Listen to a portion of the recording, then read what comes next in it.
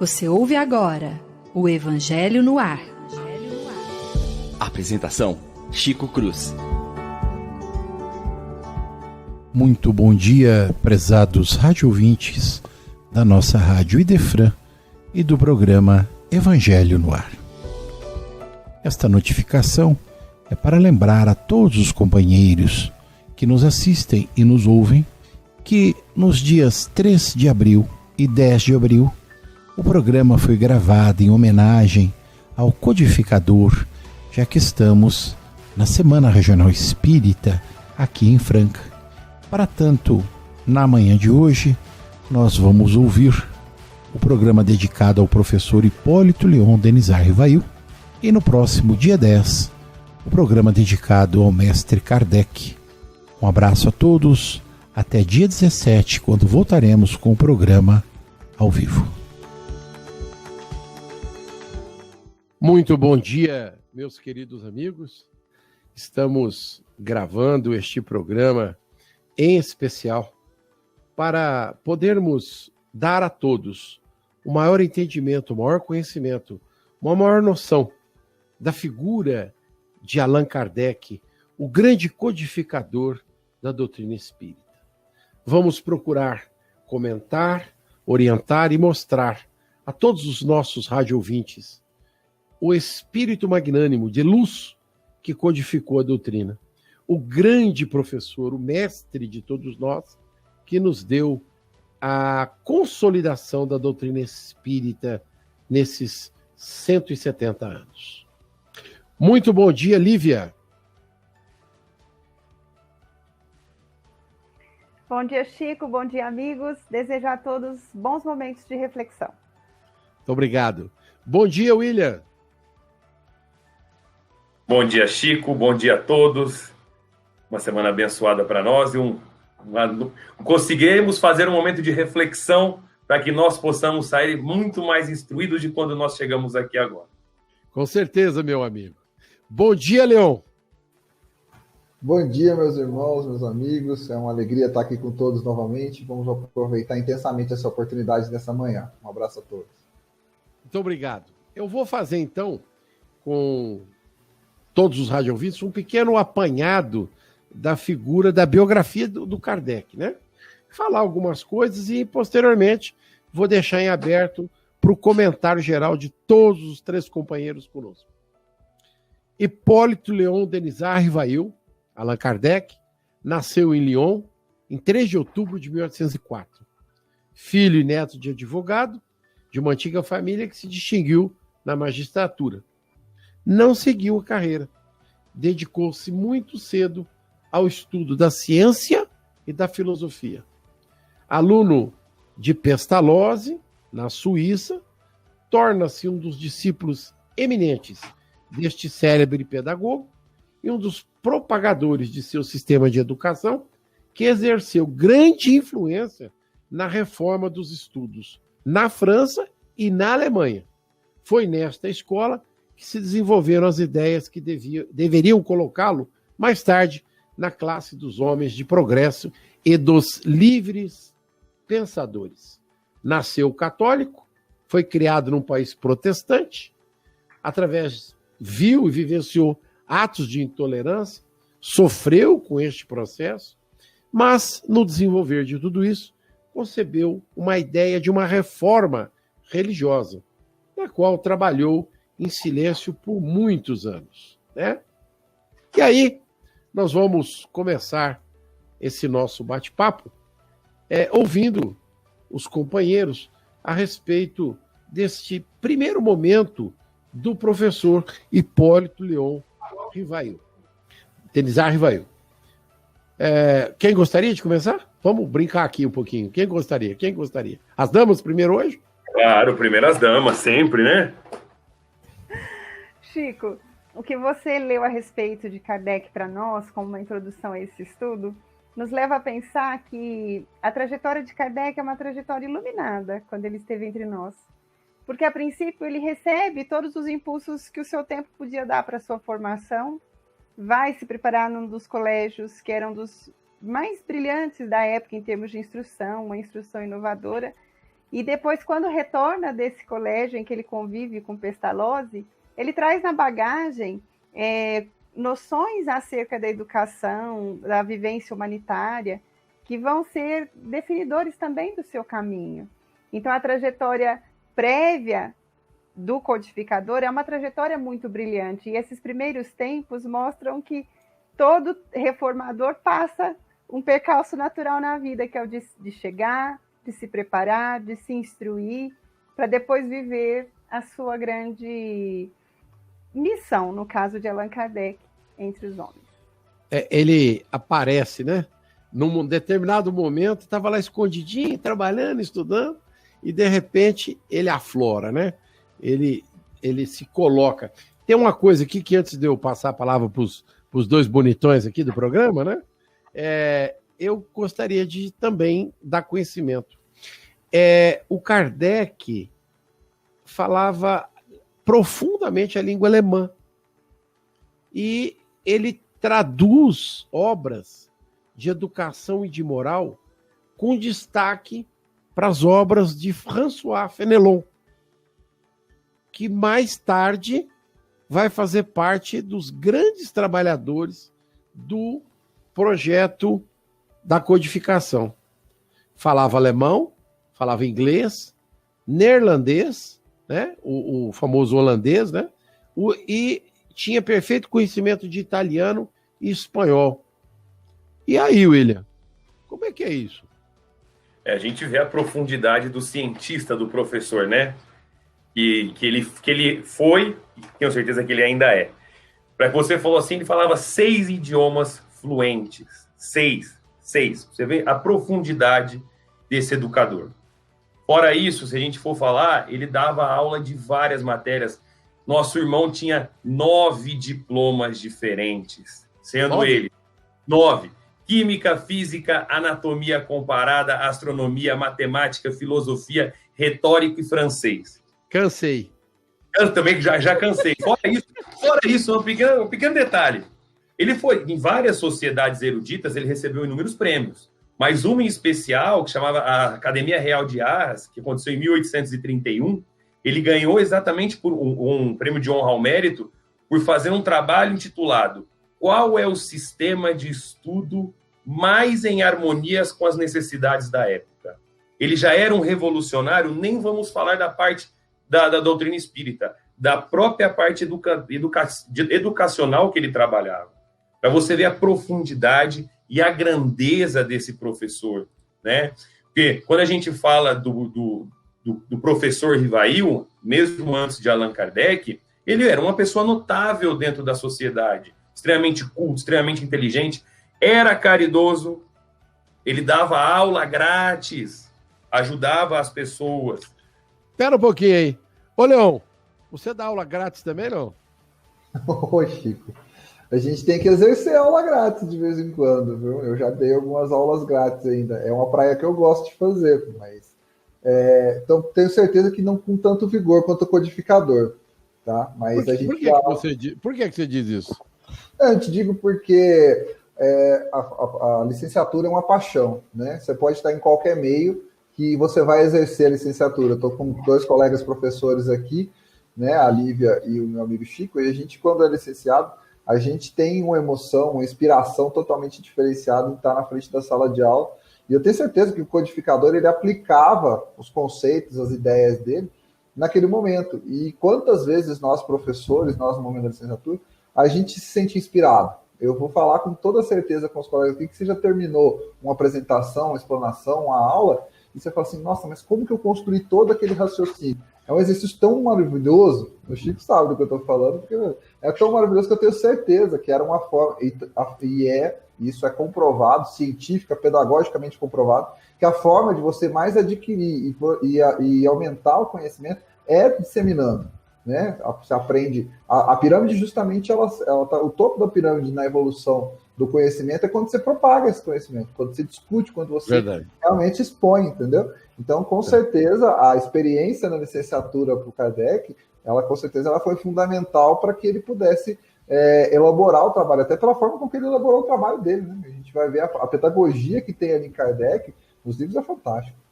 Então, eu vou voltar para o William, para terminar o coisa. seu raciocínio. Vai lá. Para finalizar, antes dele começar a escrever sobre o Espiritismo, ele já tinha lançado 5 livros extremamente populares na época, que estava revolucionando o modo de ensino.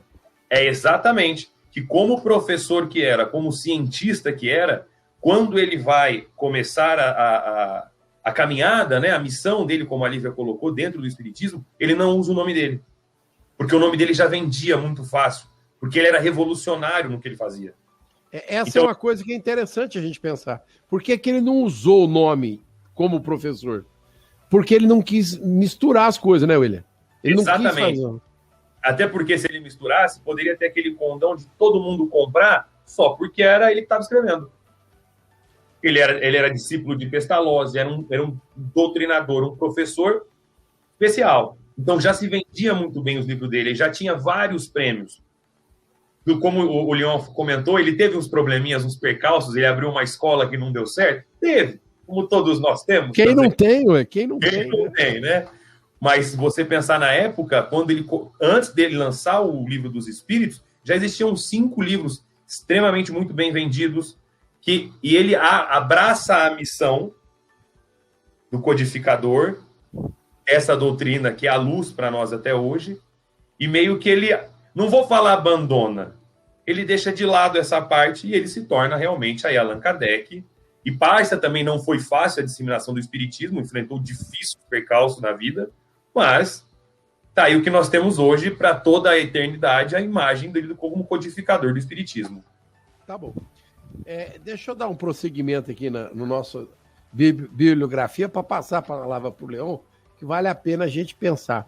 Você, William, comentou agora há pouco que ele era membro da Academia Real de Arras, mas ele também era membro do Instituto Histórico de Paris. Então, em 1831, ele já era reconhecidamente um dos grandes professores desse processo. Ele, como pedagogo, né, ajudou a democratização do ensino público na França. E, como você disse, eu brinquei com o Leon, né? Ele dava curso gratuito de Química, de Física e de Anatomia Comparada. E de Astronomia. Astronomia. Vamos deixar bem claro, né? Ele era muito preocupado com a questão de didática. E ele elaborou e pôs em uso um manual de aritmética que foi estudado por décadas na França. E aí vem a minha questão, né? Como professor, vou perguntar para o Leon, depois vou perguntar para a Lívia, vocês fiquem facilitando aí o bate-papo entre vocês dois, eu e o William vamos ficar escutando vocês bater papo. O que como professor de história, ambos, pensam a respeito dessas qualificações que o nosso professor Hipólito Leon Denis Arvail tinha? Ô Chico, eu vou te falar uma coisa que é impressionante, porque a gente vai falar do professor, mas em determinado momento, o professor Kardec também foi contabilista, trabalhava em teatro, fazia contabilidade do teatro, e ele foi inclusive criticado por isso, ele passa o tempo todo lá no teatro. Não, ele estava trabalhando, ele trabalhou até como contabilista. Outro detalhe, ele era professor, mas ele também foi um homem casado, ele tinha uma esposa, ele teve família, um casamento, um relacionamento. Né? Amélia, né? Exatamente. Ele casou-se em 6 de fevereiro de 1832 com Amélie Gabrielle Boudet. Casado, ele teve todas essas qualificações que a gente falou, né? As profissões, ou seja, ele teve que trabalhar, ele foi ao mercado, né? Tudo isso, exerceu todas as suas funcionalidades, todos os seus 9 diplomas, como o William mencionou, todas as suas formações, com toda essa excelência que ele teve, e a influência dele se destaca. O que eu queria dar um destaque muito grande que naquele tempo, aquele período, a gente fervilhava no período, na história, alguns cientistas, né? A ciência começava a efervescer. Pra vocês terem uma ideia, a publicação do Darwin, da teoria da evolução, é de 1859. Mas se você pegar os estudos de Kardec, o que ele publica no Livro dos Espíritos, mais à frente na Gênesis ele vai entrar mais no detalhe, ele está na frente. Na publicação, ele está na frente do Darwin. Na frente do Darwin. Darwin publicou em 59, em 57 ele já tinha publicado muitas das coisas. O Livro dos Espíritos. E ali tem muito sobre a formação, sobre a evolução das espécies. Entendeu? Ele já tinha um raciocínio, claro que ele é um codificador, ele é um pesquisador, cientista, ele tem uma qualidade muito difícil no meio acadêmico, que eu acho que é uma humildade muito grande, porque ele acolheu várias ideias, ele testou vários modelos. Eu vejo ele, a influência, uma forma socrática de pensar e pestalozziana. Pestalozziana eu vejo no método, né, na forma com que ele faz a parte filosófica da doutrina, da construção do conhecimento dele. E na ciência, eu vejo um codificador muito socrático, porque ele é cético no princípio, ele recebe aquela informação e aí ele parte para aquela questão da maêutica, né? Ele vai fazer as ideias acontecerem, vai construir as ideias. Diga, meu amigo Chico. Não, eu quero perguntar para a Lívia o que ela pensa disso. Chico, as qualidades de Kardec são qualidades que todas as pessoas deveriam lutar para ter numa maneira mínima que fosse. Porque nós vemos primeiro, é preciso pensar de tudo que foi dito, eu vou pegar o que o William disse, o Leon e você, que nós estamos falando de um jovem. Quando nós falamos do professor Rivaio, nós estamos falando de um jovem. Quando ele volta da Suíça, nós temos um jovem de 20 e poucos anos escrevendo, lecionando e produzindo muito, o que indica que era alguém muito habituado à reflexão, ao pensamento racional, a estudo metódico. Então, esse é um primeiro passo. Além dos 5 livros que ele produz, que vão ser muito bem aceitos na sociedade, das traduções feitas, como você mencionou, ele vai produzir opúsculos, outras brochuras que vão tocar em problemas que eram correntes naquela sociedade. Do cotidiano daquela sociedade, e que denota uma preocupação muito grande com essa equidade social, justiça social, igualdade. Então, um professor que lecionava durante anos e que depois leciona gratuitamente e que tem o cuidado de se preocupar com o método. O que é o método? O caminho através do qual o conhecimento deve chegar àquele que precisa se instruir. Então, ter essa preocupação de tornar o conhecimento acessível, a ponto de que um dos seus livros vai ter lá a anotação de destinado também às mães que quisessem instruir os filhos na aritmética. Quer dizer, que tivessem noções básicas para dar um conhecimento para os seus filhos. Então, nós vemos que era um homem muito preocupado com o crescimento do outro. E jovem, era um jovem, porque quando ele se torna codificador, já é um homem na maturidade. Mas aqui nós ainda estamos falando de alguém que vai se construindo no dia a dia através de muito esforço por adquirir conhecimento, o que o habilita a fazer parte das agremiações intelectuais. Então, nós estamos falando de alguém que fazia parte das sociedades científicas, mas não fazia parte das sociedades científicas porque não tivesse mérito para isso. Ele fazia parte dessas sociedades porque ele podia dialogar de igual para igual com seus pares. Ele tinha um lastro, ele tinha elementos que demonstravam a sua grandeza como intelectual, como produtor de conhecimento, mas como homem, né? Como cidadão. Então, você está colocando, me permita te interromper, para trazer o fato histórico, né? Ele é de 1804. Ele voltou a Paris em 24, ele tinha 20 anos de idade. E em 34, ele já era membro da Academia Francesa de Arras, né? E membro do Instituto Histórico de Paris. É assustador, né, Lívia? O que demonstra a sua procedência, a tarefa que ele trazia consigo era, de fato, um homem à frente do tempo, como disse Leon também. As questões que mais tarde nós vamos ver na codificação demonstram isso, que era alguém profundamente antenado com essas necessidades da humanidade, necessidade de conhecimento, de esclarecimento, a sede de respostas. Então, é muito belo analisar a trajetória de Allan Kardec, porque nós nos detemos muito na análise do codificador, o que é justo e necessário. Mas, às vezes, pensar o codificador ofusca o homem. E Kardec foi, antes de tudo, um homem lutando para deixar uma mensagem, uma proposta renovadora e por fazer a diferença no tempo em que ele viveu, a diferença para melhor. Tá vendo, Leão? Começou a filosofar. Não deu nem tempo. A gente respira e ela começa a filosofar. Tá bom. Exatamente.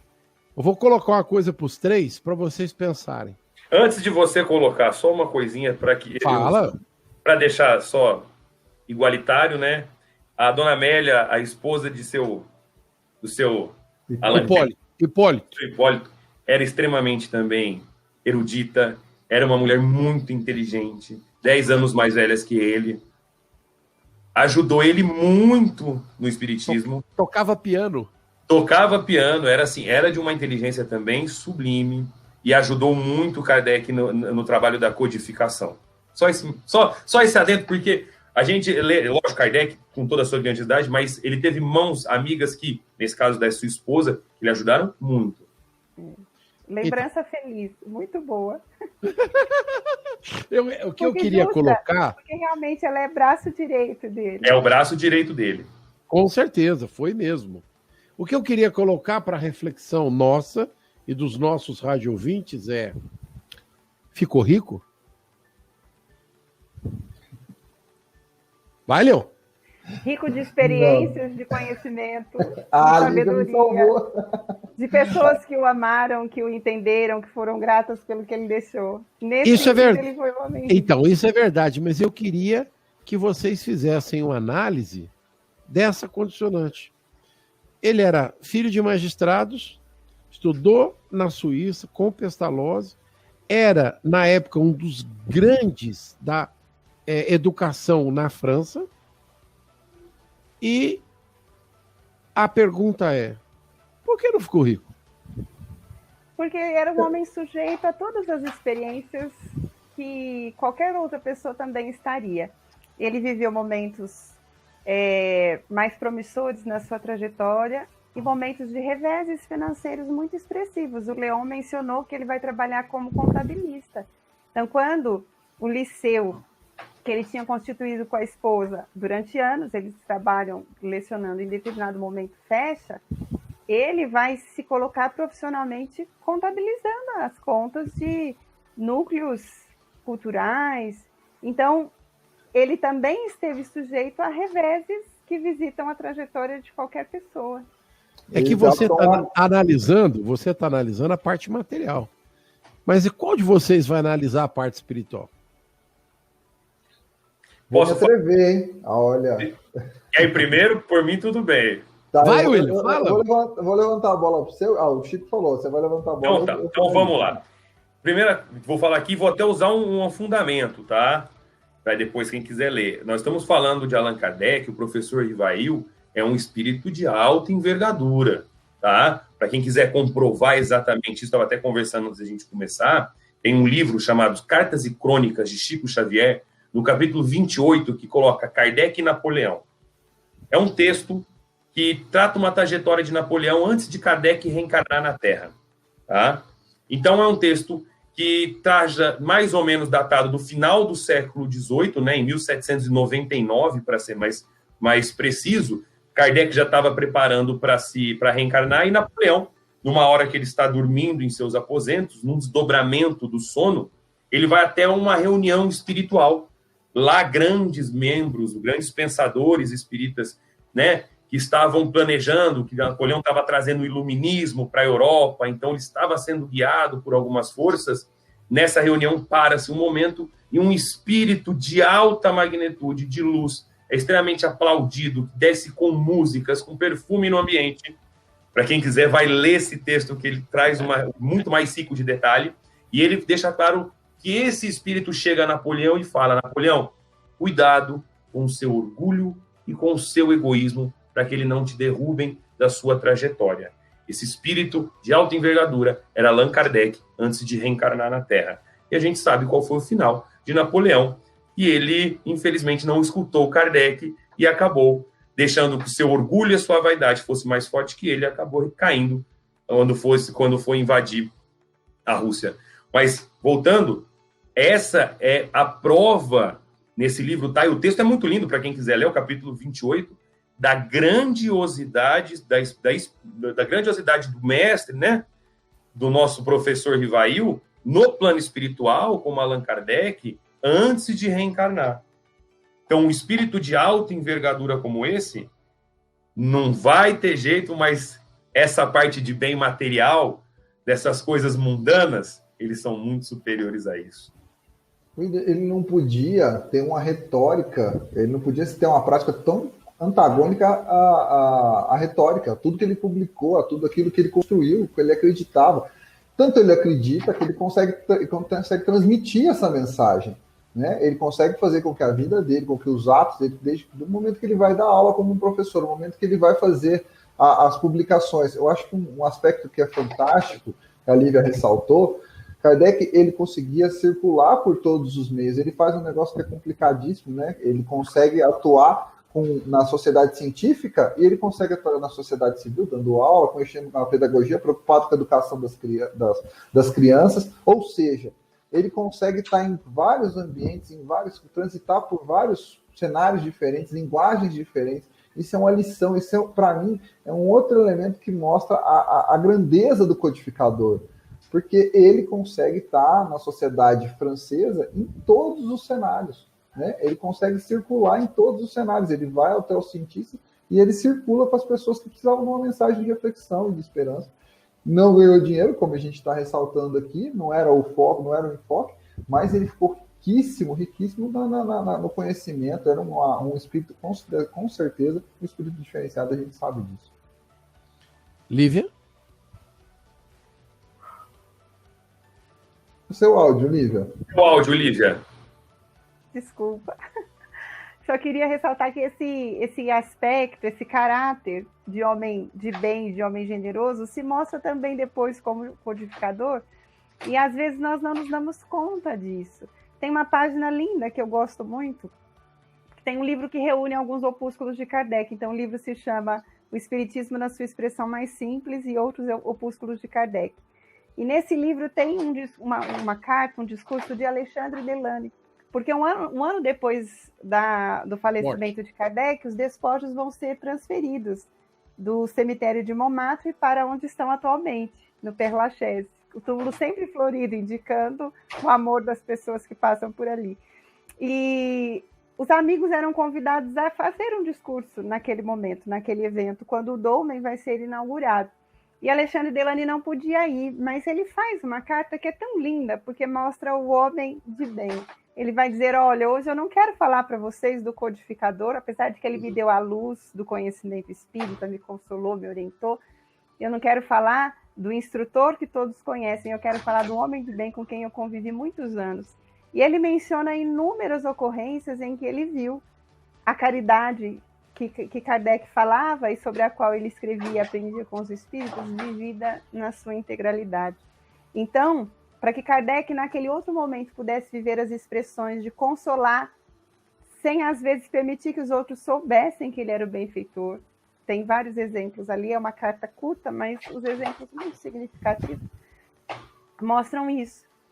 Naquele momento, ele expressa numa grandiosidade o que na juventude já era colocado, como o Leon falou, como o William e o Chico também, como você também falou, Chico. Um homem de bem, tendo a coragem de viver o bem em diversas maneiras. Os seus títulos, as suas capacidades intelectuais, suas conquistas não inibiram essa manifestação de amor que nos toca tanto quando nós lemos os seus apontamentos na doutrina. Porque nos toca ver os apontamentos dos espíritos, mas nos toca ver as análises de Kardec entremeando os apontamentos dos espíritos. Então nós nos encantamos com Santo Agostinho, nós nos encantamos com a fala de Kardec, com Fenelon e com a fala de Kardec. É sempre muito tocante. Eu gostaria de acrescentar algumas coisas, né? Na fala de todo mundo aí. Às vezes a gente não se dá conta que a gente não está lendo o texto dos espíritos, mas as conclusões do Kardec. Em inúmeros livros da obra, quando você para observar, você vai ver que aqueles apontamentos, como você diz, Lívia, são do Kardec, não são dos espíritos. É ele que está fazendo uma conclusiva do processo. E as perguntas, Chico, só para lembrar, as perguntas são elaboradas pelo professor. Ele é que faz as perguntas, ele que faz essa montagem, né? Outra coisa importante já, as sequências, né? A cronologia, o método do evangelho, que a gente sempre exaltou, né? Quais capítulos estão primeiro, a forma com que ele constrói essa cronologia também é o Kardec que coloca ali. Por que tem aqueles 4 capítulos iniciais, porque depois vem o sermão, porque a necessidade de fazer um preâmbulo, é que a gente exalta tanto o codificador no nosso programa, né? Somente que a gente estava ali no comecinho do evangelho, porque a gente fica espantado, surpreso, a felicidade com que ele consegue incluir isso. Depois vem as análises, ele recebe... Mas vejam que isso é Kardec, é o professor, é o pedagogo. Bom, o que eu queria colocar, né? Outra coisa que eu queria colocar, e quando eu fiz a pergunta para vocês, é porque me passou pela cabeça uma coisa interessante. E qualquer um pode discordar se quiser.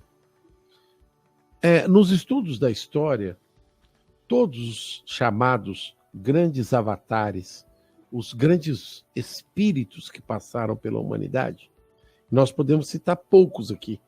Sócrates, Platão, Jesus, São Francisco de Assis, Kardec, e mais recentemente nós temos a figura de Chico Xavier, que é perto de nós.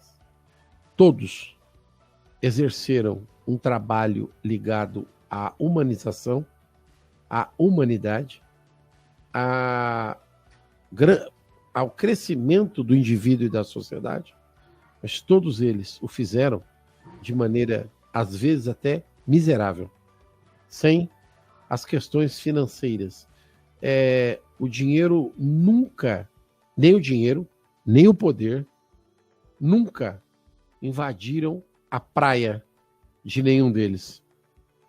A espiritualidade superior, acho que apoia, ampara, protege, está sempre muito voltada para auxiliar qualquer trabalhador em qualquer campo de religiosidade que se mostre humilde o suficiente para trabalhar sem pensar nas questões financeiras. Então, aí sim, eu queria ouvir vocês agora. Pode escolher a ordem aí que vocês querem aí, pode falar. Eu posso vou até entrar, porque eu tô... Desculpas, pessoal. Tá na cabeça. Tá na cabeça. Eu acho que começa, dentro do que nós temos da codificação espírita, essa parte benemérita do codificador, dessa caridade, eu acho que ajuda a fundamentar o alicerce, porque, olha, pode acontecer o que for, eu não sou de berço espírita, mas uma da coisa que todo mundo vê num espírita é as ações da caridade. E eu acho que isso o Kardec deixou muito claro também, exatamente porque ele poderia ter escolhido um outro caminho. E o que ele fez foi para toda uma nação, ele trouxe a luz para toda uma nação, para o nosso planeta. E lembrando, só antes de vocês adentrarem, vão explicar bem melhor que eu, é claro, mas eu digo assim, quanto que ele foi contrário a começar a ver as mesas girantes? Como as mesas girantes começam em 1838, 1848, alguma coisa assim. É isso mesmo, 1838, 1840, por aí. E ele é totalmente contrário, porque ele acha que isso é uma coisa, é algum jogo de magnético, alguma coisa de eletricidade que está movimentando as mesas. Will, deixa eu corrigir. Eu tenho aqui o dado, é 1854. Obrigado. Veja que coisa impressionante. Ele lançou o Livro dos Espíritos em 57. Em 54 ele foi assistir as primeiras... Sim, ele foi assistir. Só que esse movimento começa em 1838. O movimento começou antes. As mesas girantes, as cortinas que pegavam fogo na Europa. Isso. E vamos falar, esse jogo com os espíritos, ele é de 1838. Kardec vai conhecer ele em 1854, depois de muita luta, um amigo pediu, que era uma brincadeira, ele foi lá. E a primeira vez ele vê, para ele estar da mesma forma, só que quando ele vê a mesa respondendo perguntas com um cunho racional, com um princípio inteligente, ele fala, olha, eu sou professor, sou cientista, a mesa não pode ter inteligência. E aí ele começa, e é isso que eu estou querendo dizer, a trazer a codificação, a trazer o espiritismo numa forma concreta, coesa, e é igual nós estávamos falando, ele organiza as questões. Gente, pegue o Livro dos Espíritos, leia o índice geral dele, faça a pergunta que você quiser da sua vida. Abra no índice geral que vai ter alguma coisa lá, sobre animal, sobre vida, reencarnação, morte, Deus, qualquer coisa. Agora, quando nós vemos ele abrir mão do grande expoente que ele seria, pela inteligência que ele tinha, e trazendo a codificação espírita para nós, e sendo tudo isso de uma forma, vou falar, graciosa, não querendo nem mesmo utilizar o seu nome. Hoje Allan Kardec é muito mais conhecido do que o professor Rivail. Verdade. Olha a grandiosidade do trabalho. Então, nós estamos estudando isso no Evangelho, né? Começamos lá com Moisés, depois veio Cristo. Então, com tudo isso sedimentado, essas estruturas que nós tínhamos do alicerce, me desculpem, posso estar sendo um pouco aqui puxando a brasa para minha sardinha, mas a casa tá perfeita. William, eu vou te dizer qual que, para mim, o que justifica, o que explica a Kardec tá tão atual e por que a obra dele tem esse alcance gigantesco, por que ele, com esse desprendimento, com esse histórico que o Chico levantou, ele tem essa relevância na nossa vida.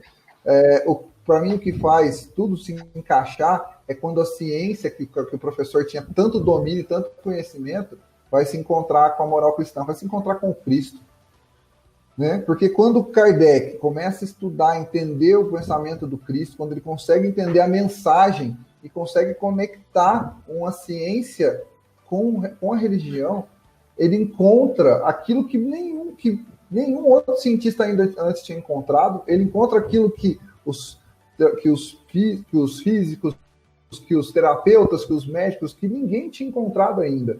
E aí, por isso, eu acho que o que dá liga é essa relação com a moral do Cristo, A gente vai perceber que isso vai acontecer de uma forma fantástica. Ele vai conectar todos os elementos da ciência que ele tanto prezava. Ela vai agregar as pessoas, vai trazer para o entorno da doutrina espírita muitos elementos. É fantástico, e eu acho que é isso que justifica a doutrina ter passado séculos, atravessado as décadas, e está com um alcance cada vez maior, porque ela não impede ninguém, ela abre o seu espaço para que todos a recebam, e eu acho que é isso que o Kardec deixou de legado, uma doutrina.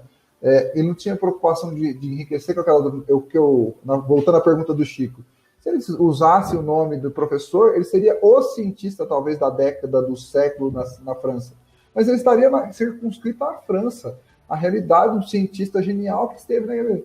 Quando ele coloca as lições do Cristo, a moral cristã, e isso se encontra com a ciência, a gente vê o Espiritismo na sua expressão mais pura. E um detalhe importante, que nas tantas ciências que ele estudava, uma delas era a questão da linguagem, da linguística, ele crava o espiritismo. Isso que a gente estuda, que realmente é espiritismo, que ele fala que todo o restante não é espiritismo. E o que o Kardec tem é a essência do espiritismo mesmo. Nada que não seja Kardec não é espiritismo. É importante, o nosso rádio ouvinte sabe disso, mas a gente tem aqui a oportunidade e o espaço para reforçar. Que tudo, não existe espírita kardecista. Se é espiritismo, é Kardec. Se não é Kardec, é espiritualismo. Né? É outra coisa. Lívia. Interessante essa distinção que o William fez, né? E que o Leon também colocou agora.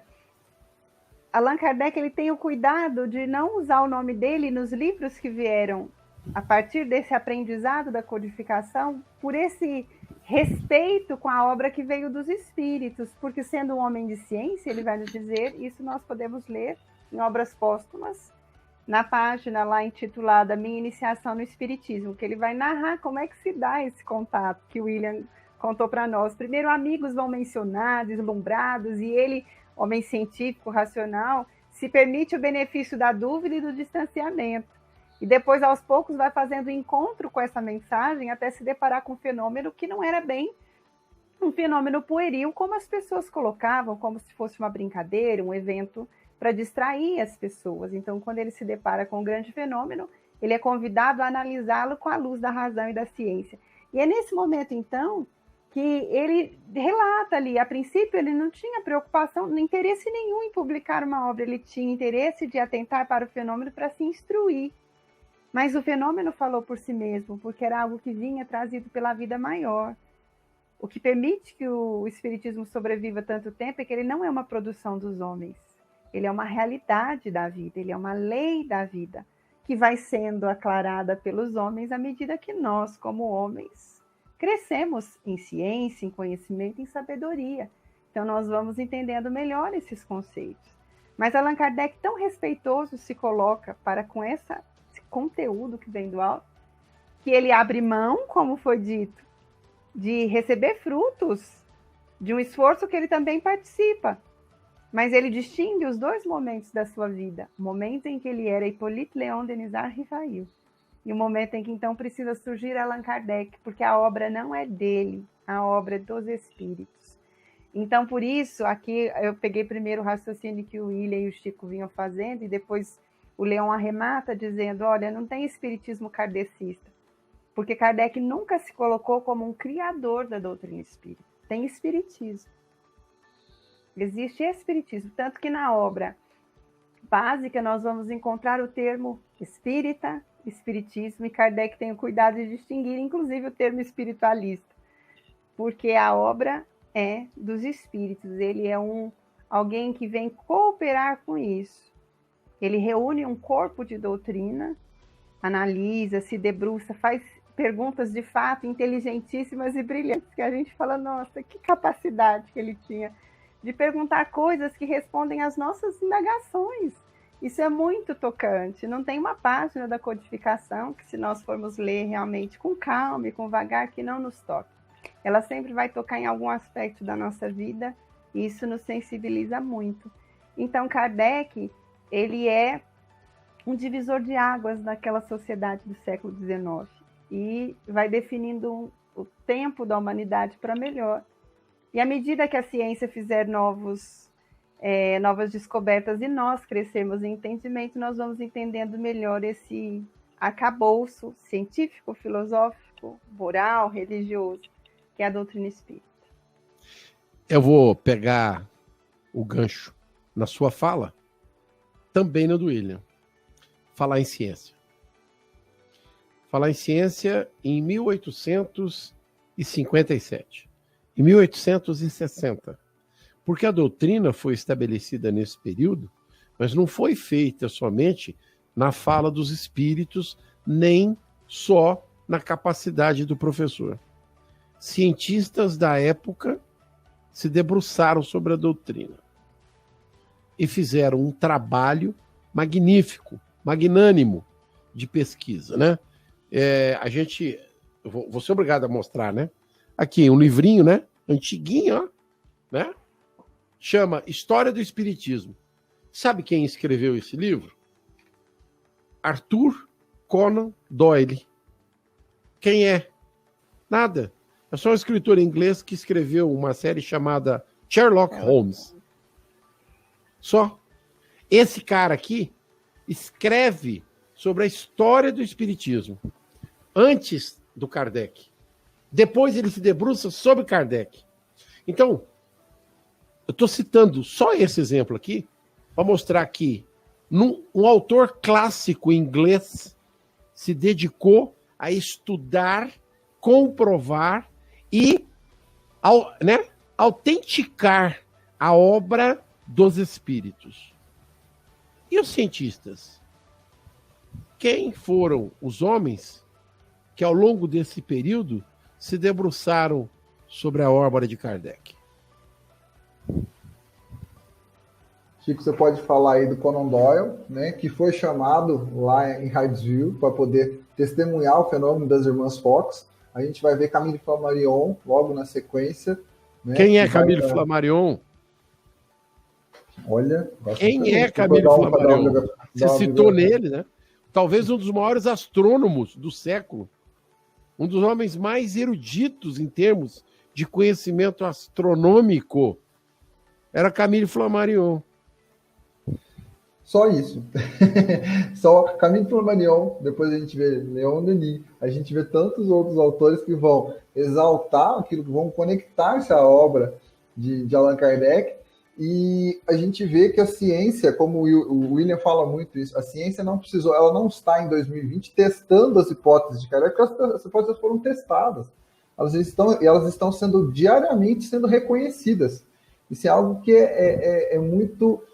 É consolador, é confortador para a gente que estuda a doutrina. O nosso Kardec, a cada dia, ele estava muito à frente do seu tempo, e diariamente a ciência vai encontrando com a doutrina.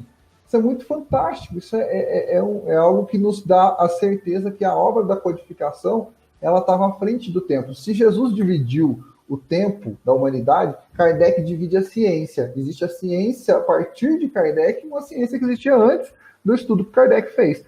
A partir do momento que tiver o espiritismo e a ciência tiver a ciência do que aconteceu, a ciência tiver a ciência, não ficou bom, né? Mas se a ciência tiver o conhecimento do que Kardec fez, exatamente. Todas as ciências, elas possam ser entendidas de uma forma diferente. Will. Vou mais uma vez fazer uma propaganda aqui para quem quiser assistir e saber a profundidade quando foi estudado essa ciência do espiritismo.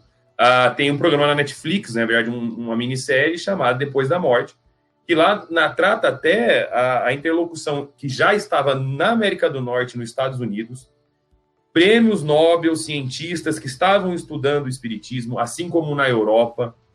E como a gente também pode tratar no livro Brasil, Pátria do Evangelho, Humberto de Campos fala de Flammarion, fala de Leon Denis, que também reencarnaram para fundamentar a ideia espírita no seu âmbito científico e filosófico. Então, Kardec teve mãos? Teve, sim, com certeza, para auxiliar. Mas é como até o Leon falou, e eu sempre repito, a parte de provar o espiritismo já foi. As maiores mentes pensantes da época o provaram.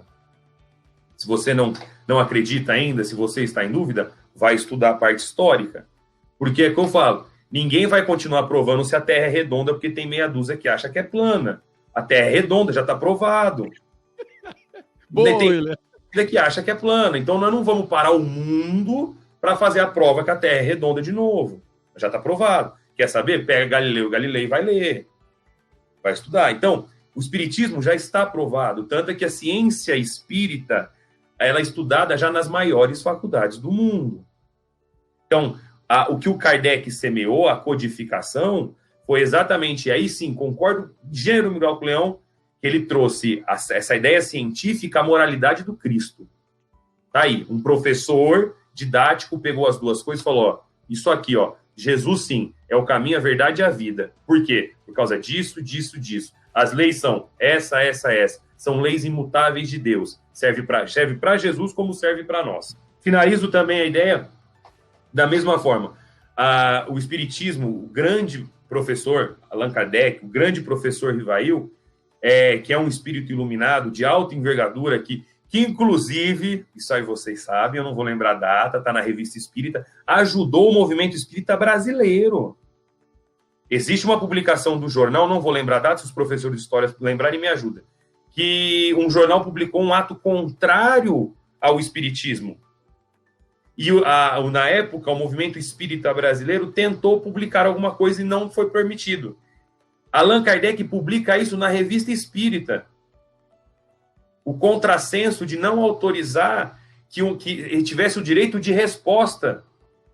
Ele publica isso numa Revista Espírita. Depois, eu não lembro agora qual que é, mas eu sei que ele publicou, ou seja, ele interfere também nos estudos aqui, para você ver como é que ele estava antenado. Para quem não sabe, as revistas espíritas era um compêndio de várias cartas que o codificador recebia, que ele lia e que ele analisava. Como professor, como cientista, tendo um fundamento, eles a publicavam. Olha o tanto de trabalho. E tem gente que reclama de acordar cedo. Pensa. William, é muito interessante o que você disse, porque à medida que você e os colegas reflexionavam, eu ia pensando, o Espiritismo ele começa despertando o nosso raciocínio, porque depois ele precisa chegar ao nosso coração. É uma mensagem que fala a nossa razão para nos transformar em sentido substancial. Por isso, ele vai aliar esse raciocínio lúcido, essa mente indagadora, que é representada pelo pensamento e postura científica, com essa vivência sensível, amorosa, bondosa, generosa, que nós vamos ver expressada em tantas propostas para uma vida melhor. Então, isso é muito tocante. E você falou da Revista Espírita, que é uma fonte para o conhecimento daqueles dias do Espiritismo. E aqui, então, vai ficar o convite. Os interessados podem passear conosco no Evangelho segundo o Espiritismo, podem também acompanhar os temas da Revista Espírita, que são estudados com tanta beleza por outros colegas, podem também acompanhar as reflexões feitas em torno do Livro dos Espíritos, que vão sendo pontes que vão se conectando para um entendimento mais lúcido da mensagem. E para finalizar só minha colocação, desculpa atrapalhar, eu gosto de uma parte que, assim, a gente sabe, quem já leu também a biografia de Kardec, não foi fácil. Ele foi bateram muito nele, tanto que a gente tem o ato, né, que a igreja manda queimar os livros dos espíritos, e isso, graças a Deus, propaga mais ainda a doutrina.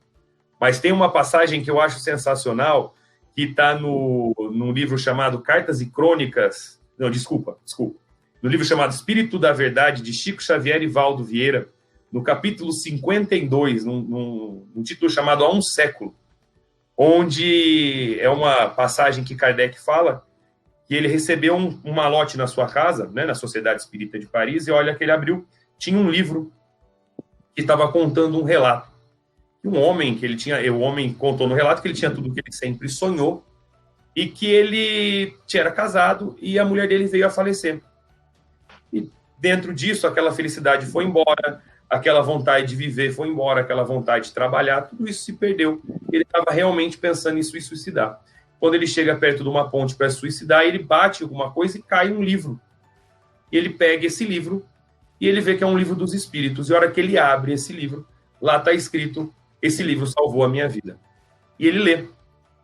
E ele põe nesse malote para o Allan Kardec, tá de novo esse livro que ele achou. Só que com um pequeno adendo, né? Lá está escrito: esse livro também salvou a minha vida. Aqui contém a verdade, e que Deus abençoe todos aqueles que divulgarem essa doutrina. Então, como o Espiritismo muda a vida das pessoas, como mudou desse que vos falo. Muda de todos nós, porque abre um horizonte incrível de entendimento, melhora a qualidade do nosso relacionamento com os outros. E é interessante lembrar que quando Kardec recebe essa carta do Alohan, o que acontece? Ele está vivendo um momento difícil, um momento de oposição, de combate, de crítica, em que se exigia muito desse homem que tinha trazido uma nova luz para a humanidade. Mas, junto com essa carta, lembrando que você falou da Revista Espírita, e eu lembrava os colegas que estão fazendo na Rádio Idefran estudos em torno da doutrina da Revista Espírita, em torno do Livro dos Espíritos, que são pontos de entendimento para nós. A Revista Espírita traz cartas que mostram a repercussão da chegada da doutrina espírita. São cartas tocantes, muito bonitas, e Kardec vai trazendo para nós, e que nós vamos vendo, se tocou aqueles corações e os renovaram, conosco também não foi diferente. A doutrina espírita nos toca, ela nos renova, porque ela nos convida à superação de desafios, à conquista de novas possibilidades, o desenvolvimento de valores, a estender virtudes e amor que está dentro de nós, né? Eu acho que nós estamos chegando ao término do nosso programa nessa manhã. Acho que todas as nossas reflexões a respeito do professor Hipólito ainda não são o suficientes para trazer a veracidade desta alma, mas no próximo programa nós prometemos aos nossos rádio ouvintes fazer um apanhado agora da outra faceta do Kardec, que vai também mexer conosco nesse processo. Eu quero passar a palavra para o encerramento do programa para o Leon. Depois chamar os outros companheiros para as suas palavras finais. Leon, meu querido. Gente, que manhã maravilhosa aí. Eu queria dizer que as falas dos colegas aí, a gente está à distância agora, cada um no seu cantinho, mas eu acho que eu queria beber da água desse pessoal aí, sabe? A gente fica, o William gosta de ficar levantando a leve de todo mundo, mas hoje ele deu um testemunho aí no final, ele fez uma menção e uma correlação com a vida dele, que emociona a gente, porque é uma pessoa que não estava na doutrina, e eu e a Lívia, a gente nasceu com essa responsabilidade de ser espírita, né? O pai e a mãe já colocou ele, e ele foi uma pessoa que o padrinho dele que está aqui colocou na doutrina, e esse testemunho dele faz valer a pena, e faz a gente, espero que os rádio ouvintes estejam tão emocionados quanto eu estou aqui, tão felizes de compartilhar aí de uma pessoa que encontrou a doutrina e abraçou com tanto vigor. Então, por momentos como esse aí, reflexões como essa, que a gente espera continuar esse trabalho por muito tempo. Então, parabenizo a todos os colegas pela reunião de hoje e dizer para o William aí que ele me emocionou bastante com essa reflexão aí, com essa forma que ele trouxe para a gente essa mensagem. Obrigado, meus irmãos. Um abraço a todos. Obrigado, Leon. Will? Eu só tenho a agradecer essas palavras, até me emociono também de ouvir essas coisas. Muito obrigado. Eu não sou de berço espírita, né? Família católica ainda, mas eu já mudei muita gente aqui também, viu? Porque pode ser católico, acontece alguma coisa, eles perguntam para mim. Então, assim, vale muito a pena. Para mim, uma vez eu falei para o Chico, eu não fiz amigos na doutrina. Eu reencontrei muitos irmãos que estavam separados, eu reencontrei na doutrina, e espero que há muitos e muitos séculos, né? Espero que a gente possa continuar com esse programa, com esse trabalho por muitos e muitos séculos, se Deus quiser. Porque para estudar o Espiritismo leva alguns milênios, mas a gente vai chegar lá. Agradecer a todos, um bom dia. Agradecer mais uma vez o convite. Gente, tá aqui é inanarrável. Eu não tenho como explicar a emoção que eu fico de poder estudar isso com vocês. Já falo, para mim estudar já é bom.